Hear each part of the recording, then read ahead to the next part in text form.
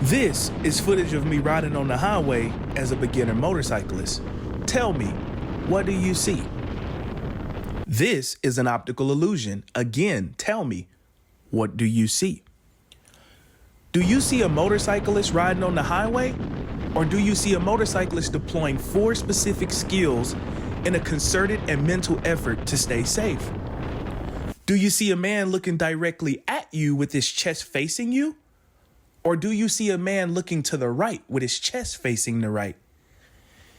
Just as professional athletes review footage of games and the coach points out key tactics and strategies to perform at a higher level, we're going to review highway footage as I point out the 4 techniques that you must deploy to be safe on the highway. The way this video is going to work is I will show you a piece of footage. I will let you look at it, and I want you to think about what's going through your mind as you see this footage. Then I will replay that same footage while introducing you to a technique, and you will notice that you will see that same piece of footage from a different perspective. Just like when you looked at the optical illusion, you might have saw one thing, but when I brought to your attention there was something else, you saw something different. Let's get started.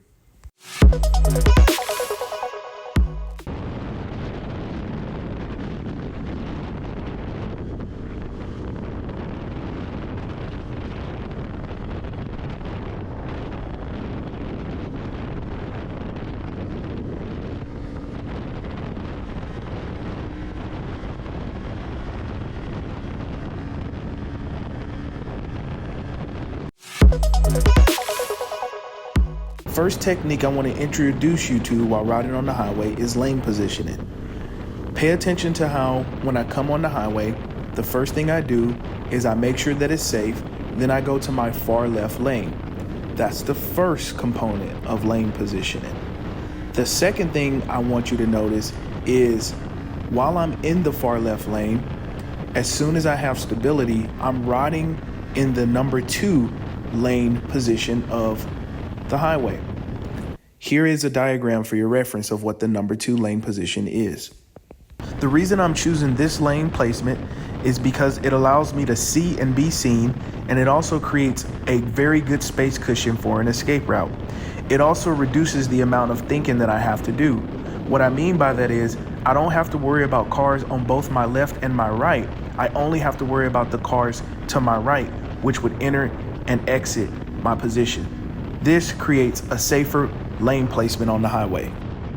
If I'm being fair, that was not the best way to switch lanes. I should have took one lane at a time instead of crossing all 3, even though I looked in my rear view and saw that I had the right of way.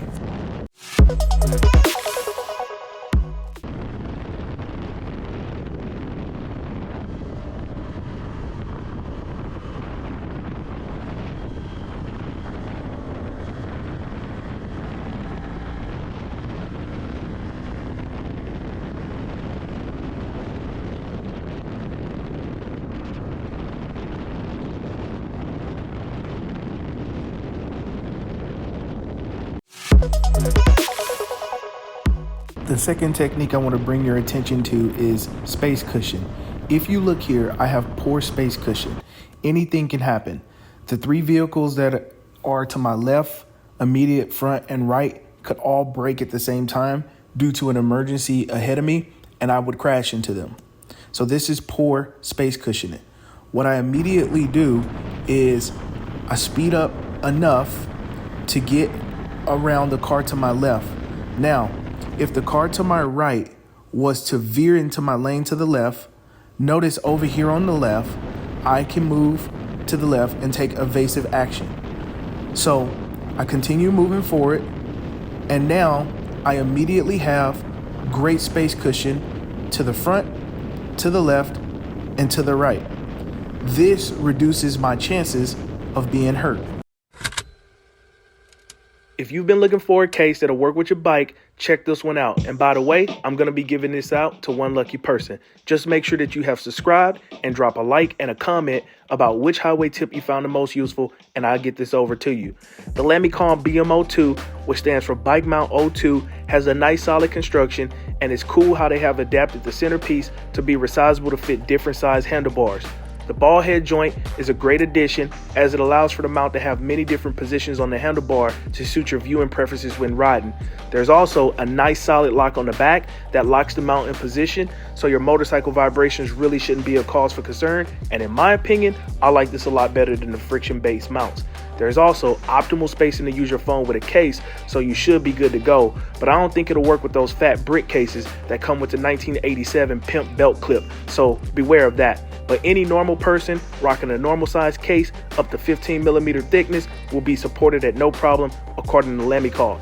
The packaging is pretty minimal and it's good, but yeah, drop a comment and a like and this could be yours. All right, back to the video.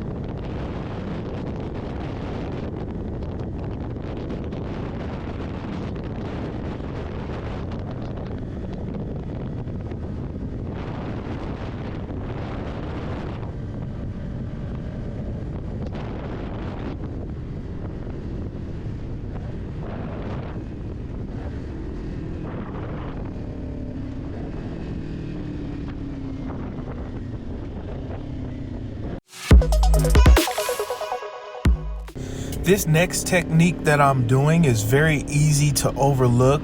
It's very simple, but I call it the 2 and 20.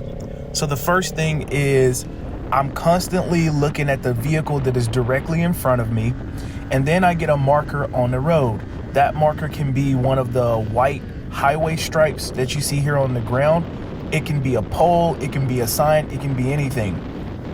Basically what I do is I wait for the vehicle in front of me to pass that, and then I count to myself 1 1,000, 2 1,000, 1 1,000, 2 1,000. As long as I don't pass that marker before the 2 1,000, I have a good 2-second following distance.